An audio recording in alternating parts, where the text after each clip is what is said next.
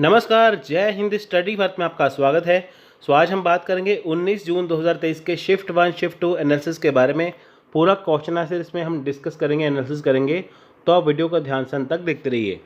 देखिए, अगर आप हमारे यूट्यूब चैनल स्टडी भारत में नए हैं तो आप अभी सब्सक्राइब करिए, साथ में बेल आइकन प्रेस करिए और साथ में ज्वाइन करिए फ्री टेलीग्राम चैनल। लिंक आपको डिस्क्रिप्शन में मिल जाएगा, क्योंकि इस वीडियो का जो PDF है आपको हमारे टेलीग्राम चैनल पर फ्री ऑफ कॉस्ट दिया जाएगा।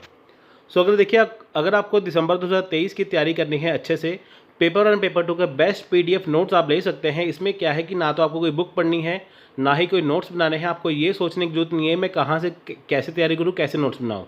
तो हम आपको बने बनाए नोट्स देंगे, तो आपको सब कुछ यहाँ पे कंप्लीट मिल जाएगा। 10 यूनिट का कंप्लीट थ्योरी मिलेगा, यूनिट वाइज क्वेश्चन मिलेगा, प्रीवियस मिलेगा, टेस्ट सीरीज आपको मिलेगा, सब कुछ आपको दिया जाएगा। पेपर 1 के फुल कोर्स PDF की कॉस्ट है 750 रुपीज़ और पेपर 2 का ये सब्जेक्ट लिखे है, इसकी कॉस्ट है 1500 रुपये। पूरा कोर्स आपके व्हाट्सएप पे डिलीवर हो जाएगा 5 मिनट में। आपको हमें इस नंबर पे कांटेक्ट और व्हाट्सएप करना है, आपको लिखना है बेस्ट PDF नोट्स, आपको पूरी जानकारी यहाँ पे मिल जाएगी। तो चलिए स्टार्ट करते हैं आज का क्वेश्चन। देखिए, यहाँ पे ये दोनों शिफ्ट के मिक्स क्वेश्चन है, आपको मैं यहाँ पे बता दूँ। तो जैसा जैसा मेरे को पता चला था क्वेश्चन कैसे आए थे और वो मैंने आपको बता दिए। देखिए, NEP 1986 से क्वेश्चन था, यानी कि नेशनल एजुकेशन पॉलिसी से क्वेश्चन था। अभी देखिए, नेशनल एजुकेशन जो पॉलिसी है वो 2020 की आ चुकी है, लेकिन इन्होंने 1986 से क्वेश्चन पूछा था। आपको मैं यहाँ पे बता देता हूँ। देखिए, जो पहली नेशनल एजुकेशन पॉलिसी आई थी वो आई थी इंदिरा गांधी जी के टाइम पे, वो आई थी 1968 के ऊपर। ठीक है, 1968 में देखिए इंदिरा गांधी जी लेके आए थे हमारी न्यू एजुकेशन पॉलिसी। उसके बाद देखिए जो हमारे प्राइम मिनिस्टर थे मिस्टर राजीव गांधी जी, तो 1986 में फिर उन्होंने रिवाइज़ किया इसे। फिर आए जो हमारे एट प्रेजेंट टाइम के प्रधानमंत्री हैं श्री नरेंद्र मोदी जी, तो उन्होंने नेशनल एजुकेशन पॉलिसी लेके आए 2020 की। देखिए, अपने अपने टाइम की पॉलिसी होती है। 1968 में जो चीज़ें ज़रूरी थी उन्होंने उसके अकॉर्डिंग बनाई। 1986 में देखिए जब कंप्यूटर भारत में एंटर कर चुके थे तब उसके अकॉर्डिंग नहीं बनाई। उसके बाद देखिए यहाँ पे अब पूरा डिजिटल हो चुका है, तो जो जो कमियाँ थी उसको अपग्रेड किया गया, तो उसके अकॉर्डिंग जो है 2020 में आई। ठीक है, लेकिन इन्होंने बात की है 1986 की।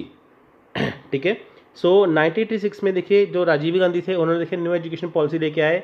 इसे कहा गया था special emphasis on the removal of disparities and to equalize educational opportunity. यानी कि देखिए यहाँ पे कोई डिसपार्टी नहीं है, कोई जात पात नहीं है, सबको एजुकेशन का समान मौका यहाँ पे दिया जाएगा। स्पेशली इन्होंने बात की थी इंडियन वुमेन के एजुकेशन के ऊपर, SC ST के ऊपर। इनकी SC ST हो गया जो इंडियन वुमेन है, उनको पढ़ाने लिखाने में, उनको एजुकेशन देने के लिए यहाँ पे ये इंपॉर्टेंट थी न्यू एजुकेशन पॉलिसी। अब देखिए क्वेश्चन और बनता है कि जो इंडियन वुमेन की एजुकेशन है उसका किस एजुकेशन पॉलिसी में जोर दिया गया है, वो है 1986 की।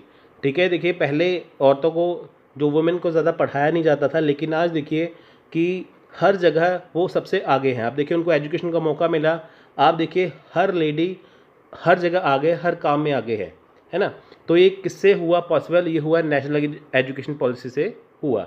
ठीक है, यहाँ पे देखिए अगर उनको मौका मिला, SC ST को देखो मौका मिला, तो आप देखिए आज हमारे जो देश के राष्ट्रपति हैं वो भी शेड्यूल्ड ट्राइब से आते हैं, है ना, आदिवासी इलाके से आते हैं। वो ऐसी कम्युनिटी के, लेकिन वो शेड्यूल्ड ट्राइब, यानी कि वो देखिए एक ट्राइबल एरिया से वो आते हैं। तो अगर देखिए उनको ये मौका नहीं मिलता तो आज वो नहीं बन पाते, है ना।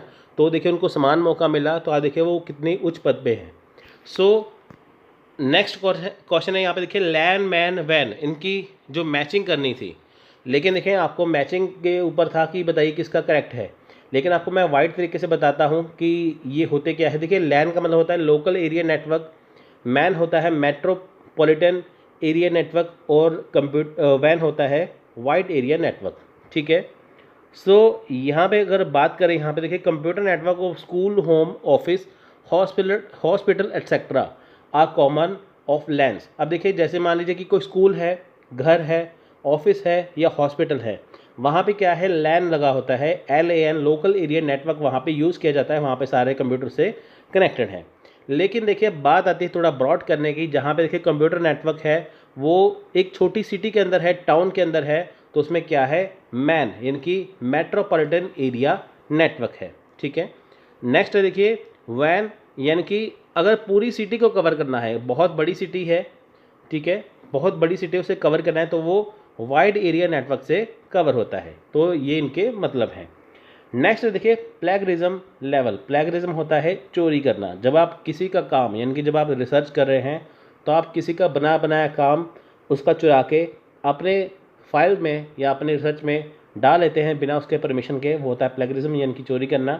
तो देखिए मार्जिन क्या है प्लेगरिज्म का, जैसे लेवल 0 है तो प्लेगरिज्म होगा 10%, लेवल 1 है ये होगा 10 to 40%, लेवल 2 है ये होगा 40-60%, लेवल 3 है तो होगा 60% और मोर। यानी कि अगर आपके काम में सिर्फ 10% का प्लेगरिज्म है तो वो लेवल 0 है, लेकिन लेवल 3 है यानी कि 60% से ज़्यादा काम आप किसी और का कर रहे हैं तो वो लेवल 3 है।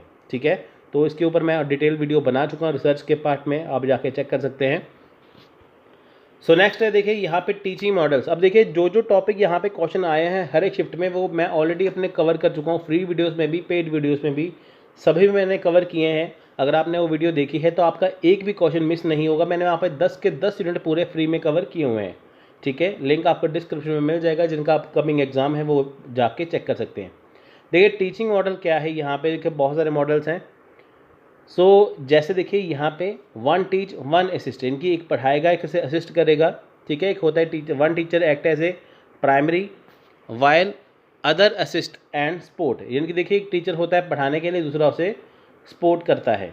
ठीक है, तो नेक्स्ट है 1 टीच 1 ऑब्जर्व, एक पढ़ाएगा एक ऑब्जर्व करेगा सभी को, इनकी वो बच्चों को चुप करवाएगा। स्टेशन टीचिंग है, यहाँ पे देखिए छोटे छोटे स्टेशन जैसे होते हैं ना, वहाँ पे ऐसे बच्चों को टीचर पढ़ाते हैं। ठीक है, उसके बाद देखिए पैरेलल टीचिंग, एक जैसी टीचिंग होती है। फिर होती है अल्टरनेटिव टीचिंग। अल्टरनेटिव होता है डिफरेंशिएटेड। अल्टरनेटिव होता है मान लीजिए एक टीचर आपको अच्छा नहीं पढ़ा रहा तो उसकी जगह आपको दूसरा जो टीचर है वो अच्छे से पढ़ा देगा। फिर टीम टीचिंग, यहाँ पे 2 या 2 से अधिक टीचर यहाँ पे आपको पढ़ाते हैं। ठीक है, नेक्स्ट देखिए यहाँ पे टाइप ऑफ रिसर्च। ठीक है, टाइप ऑफ रिसर्च यहाँ पे क्या है, देखिए ये मैचिंग का क्वेश्चन था। अब देखिए एक्सप्लोरेटरी रिसर्च है। ठीक है, एक्सप्लोर करना है, exploratory research, descriptive research, explanatory research, correlational research and casual research. ठीक है, कैजुअल रिसर्च जो होती है, तो ये सारी रिसर्च मैंने कवर की हुई है। ये देखिए क्वेश्चन यहाँ पे आया था, ये मैचिंग करना था आपस में कि बताइए ये रिसर्च की टाइप है ये क्या है। नेक्स्ट देखिए MS एक्सेल। देखिए MS एक्सेल होता क्या है, आपको पता है कि हमारा जो MS ऑफिस होता है, ठीक है, कंप्यूटर के अंदर देखिए लैपटॉप के अंदर MS ऑफिस होता है, तो वहाँ पे क्या है कि एक होता है पावर पॉइंट, एक होता है MS वर्ड, एक होता है MS एक्सेल। तो MS वर्ड हो गया, पावर पॉइंट हो गया और वर्ड हो गया, ये तीनों किसके पार्ट है, MS ऑफिस के। पिछली बार ये भी क्वेश्चन आया था वर्ड किसका पार्ट है, लेकिन यहाँ पे बात हो रही है MS एक्सेल की। ठीक है, MS एक्सेल की। अब देखिए जो ये आप देख रहे हैं, जो चीज़ें सारी देख रहे हैं, ये मैंने पावर पॉइंट पे बनाई हैं, है ना। तो जो सिंपल आती है PDF वगैरह वो आती है वर्ड फाइल में। ठीक है, तो जो MS एक्सेल होती है इसमें क्या है कि जैसे मान लीजिए कि आपकी डेट शीट तैयार होती है, उसके बाद देखिए जैसे होती है ना स्कूल कॉलेज की डेट शीट तैयार हो गई, उसके बाद कोई अकाउंट्स का काम हो गया, वो सारा MS एक्सेल के ऊपर होता है। ठीक है, जैसे देखिए यहाँ पे क्या है कि user to format organise calculate data in spreadsheet. Spreadsheet यहाँ पे तैयार की जाती है, यहाँ पे डाटा कैलकुलेशन किया जाता है, जो डेट शीट है वो यहाँ पे बनती है, और सॉरी डेट शीट कह रहा हूँ आपके, मार्कशीट। ठीक है, मार्कशीट यहाँ पे बनती है। ठीक है, उसके बाद देखिए डाटा को जैसे एक्सेल में है, जैसे एनालिटिक्स हो गया और मोर इन्फॉर्मेशन जो है, यानी कि डाटा को ऐड करना चेंज करना है ना, जो कैलकुलेशन वाला काम है वो यहाँ पे MS एक्सेल में किया जाता है। देखिए नेक्स्ट है कंप्यूटर मेमोरी। कंप्यूटर की मेमोरी क्या है, देखिए इंसान की जो मेमोरी होती है वैसे ही कंप्यूटर की मेमोरी होती है ना। तो CPU जो होता है उसके अंदर कंप्यूटर मेमोरी होती है। ठीक है, तो जैसे आजकल तो लैपटॉप होते हैं उसके अंदर ही देखिए सब कुछ आता है। कंप्यूटर मेमोरी क्या है, देखिए एक स्टोरेज है ये। ठीक है, स्टोरेज स्पेस होती है, जैसे होती है ना कि जैसे होती है 1 TB, 500 GB, 250 GB, 1 TB, ये होती है मेमोरी। ठीक है, यहाँ पे क्या है कि data is to be processed and instruction required by processing are stored. अब मान लीजिए आपने कोई काम किया है, आपको उसे सेव करना है, तो उसको क्या है, आपको सेव कहाँ पे करना है, मेमोरी में। अगर आपने कोई चीज़ देखी है, जैसे आपने कोई फिल्म देख ली, मूवी देख ली, तो उसके डायलॉग आपको याद हो जाते, गाने याद हो जाते, कहाँ पे, आपके दिमाग में, वो होती है मेमोरी।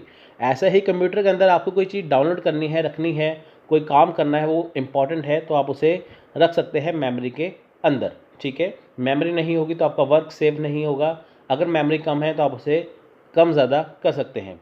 नेक्स्ट है पॉल्यूटेंट्स। अब देखिए पॉल्यूशन होता है ना, पॉल्यूशन के अंदर जो हार्मफुल मटेरियल्स होता है उसे हम बोलते हैं पॉल्यूटेंट्स। यानी कि पॉल्यूशन किससे फैलता है? पॉल्यूटेंट से। तो ये हार्मफुल मटेरियल को हम बोलते हैं पॉल्यूटेंट्स। सो नेक्स्ट देखिए बायोडाइवर्सिटी। बायोडाइवर्सिटी क्या है? अब देखिए बायोडाइवर्सिटी में बहुत सारी चीज़ें आती हैं, है ना। बायोडाइवर्सिटी में बहुत सारी चीज़ें आती हैं, जहाँ पे जैसे कि बोलते हैं ना जीव मंडल, है ना, हिंदी में बोलते हैं ना जीव मंडल, जल मंडल, स्थल मंडल, है ना। यानी कि लिथोस्फेयर हो गया, एटमॉस्फेयर हो गया, है ना। तो ये सारा किस में आता है ना। हाइड्रोस्फेयर हो गया, जैसे जल में रहने वाले प्राणी हो गए, धरती में रहने वाले हो गए, तो हवा में रहने वाले, आकाश में रहने वाले, इन सबको मिला के क्या होता है? ये बनती है बायोडाइवर्सिटी। यानी कि जल, थल और वायु तीनों में जो रहते हैं उनको बोलते हैं बायोडाइवर्सिटी, यानी कि जैव मंडल। तो देखिए यहाँ पे क्या है कि वन एरिया जहाँ पे देखिए एनिमल्स भी हैं, प्लांट्स भी हैं, फंजाई भी है या फंगी जैसे बोलते हैं, इवन माइक्रो ऑर्गेनिज्म है। माइक्रो ऑर्गेनिज्म क्या होते हैं? जैसे जिनको हम अपनी आंखों से देख नहीं सकते, इनकी बहुत ज़्यादा छोटे होते हैं, ठीक है। लाइक बैक्टीरिया हो गया, ये चीज़ें, ये आसपास हमारे जो रहते हैं ना, हम भी इनके पास रहते हैं, ये हमारे आसपास रहते हैं। तो सभी जीव जंतु प्राणियों को क्या बोलते हैं? बायोडाइवर्सिटी। नेक्स्ट देखिए राधा कृष्णन कमीशन थी 1948 की। देखिए यहाँ पे कमीशन से बहुत क्वेश्चन पूछे गए थे। कभी पूछा गया किसी शिफ्ट में पोस्ट इंडिपेंडेंस कमीशन, कभी प्री इंडिपेंडेंस कमीशन यहाँ पे पूछी गई थी। सो देखिए इसके बाद देखिए राधा कमीशन जो कमेटी है, रिकमेंडेशन देखिए यहाँ पे क्यों कही गई थी? राधा कृष्णन देखिए जो हमारे सर्वपल्ली राधाकृष्णन जी हैं, ठीक है, तो उनके ऊपर ये कमीशन थी, उन्होंने बनाई थी। तो देखिए कमेटी बनाई गई थी, help shape India educational system by reporting on Indian university education and suggesting modification and extension that may be desirable to meet the country current and future need. अब देखिए जो उस वक्त देश हमारा आज़ाद हुआ था उसको ध्यान में रखते हुए देखिए हमारे देश की एजुकेशन कैसी है, उसमें क्या मॉडिफिकेशन होना चाहिए और फ्यूचर में क्या नीड्स हो सकते हैं, सभी को मिला के ये कमीशन बनाई गई थी। नेक्स्ट देखिए गूगल मीट। गूगल मीट आप देखिए, आपको पता है कि जैसे अगर आपको कोई ऑनलाइन कॉन्फ्रेंस करनी है, जैसे कोई कंपनी है ना, या किसी आपको बात करनी है ऑनलाइन, तो आप गूगल मीट से कर सकते हैं, ठीक है। अब देखिए जैसे कोरोना आ गया था, उसके बाद क्या हुआ कि जो स्कूल कॉलेज की पढ़ाई थी वो सारी क्या होगी? ऑनलाइन होगी ना। तो गूगल मीट से हुई। क्लास में क्या है कि टीचर एक गूगल मीट से क्लास लेते थे, तो सभी बच्चे अपने घर पर बैठ के उसे देखते थे। सो देखिए यहाँ पे क्या है कि everyone with the Google Meet, ठीक है। आप देखिए यहाँ पे क्या है कि आपका एक गूगल अकाउंट जिसका है, तो वो देखिए 100 से ज़्यादा इसमें पार्टिसिपेंट जो है पार्ट ले सकते हैं 1 घंटे की मीटिंग में। यानी कि अगर लेक्चर 1 घंटे का है, मीटिंग 1 घंटे की है, तो 100 पार्टिसिपेंट यहाँ पे पार्टिसिपेट कर सकते हैं। सो नेक्स्ट देखिए रैम। रैम क्या है? Random access memory. रैम क्या है? देखिए volatile memory that temporarily store the file you are working on. RAM देखिए होती है, जैसे कंप्यूटर है ना आपके, वहाँ पे 4 GB रैम है ना, तो 1 TB क्या है? रोम है। रोम जो होती है 1 TB वो है आपकी एक्चुअल मेमोरी। रैम क्या है? यहाँ पे टेम्परेरी स्टोरेज होती है। जैसे आप कोई मोबाइल खरीदने जाते होते हैं ना, इसमें 4 GB रैम है, 64 GB मेमोरी है। तो रैम क्या है? जहाँ पे आपकी ऐप्स वगैरह स्टोर होती हैं और साथ में टेम्परेरी फाइल यहाँ पे स्टोर होती हैं। कभी भी यहाँ पे आप डाटा अपना सेव नहीं कर सकते, ठीक है। तो आप डाटा कहाँ पे सेव करेंगे? अपना रोम में ही करेंगे। तो रैम क्या है? एक रैंडम एक्सेस मेमोरी है, इनकी यहाँ पे टेम्परेरी फाइल आती हैं। सो नेक्स्ट है देखिए यहाँ पे हार्ड डिस्क। हार्ड डिस्क क्या देखिए, इसी के बाद हार्ड डिस्क है।